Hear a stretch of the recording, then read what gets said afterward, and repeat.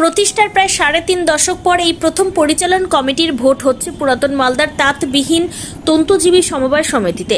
বর্তমানে এই সমবায় সমিতির অধীনে দুটি বিশাল তাঁতঘর থাকলেও কোনো কাজ হয় না।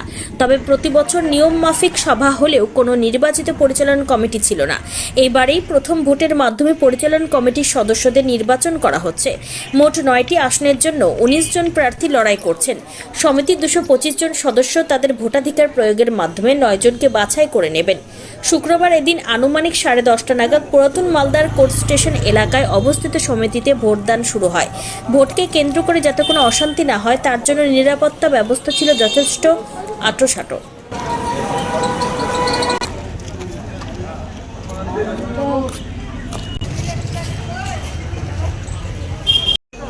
আজকে এখানে মালদা তাঁতবিহীন তন্তুবায় সমবায় সমিতির বোর্ড অফ ডিরেক্টরস নির্বাচন করার জন্য ভোট হচ্ছে।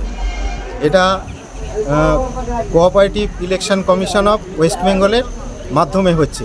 আমি হচ্ছি হ্যান্ডলুম ডেভেলপমেন্ট অফিসার এবং এই ভোটের আরও রিটার্নিং অফিসার। এখানে টোটাল ভোটার আছে 225 জন, মানে যারা মেম্বার মালদা তাঁতবিহীন তন্তুবায় সমবায় সমিতির ওনারা মেম্বার। আর টোটাল ক্যান্ডিডেট আছে 19 জন। আর বোর্ড অফ ডিরেক্টরসে 9 জন বোর্ড অফ ডিরেক্টরস নির্বাচিত হবেন। কি হবে এটা জাস্ট ইলেকশনটা মানে ভোটিংটা কমপ্লিট হওয়ার পরেই রেজাল্ট ডিক্লেয়ার করা হবে। ব্যবস্থা গ্রহণ করা হয়েছে। প্রশাসনিক দিক থেকে সব রকমই সহযোগিতা আমরা পেয়েছি। যেমন এই আমরা যে ব্যালট বক্স যেটা পেয়েছি সেটা হচ্ছে আমাদের ইলেকশন কমিশনের ব্যালট বক্স, এবং এই যে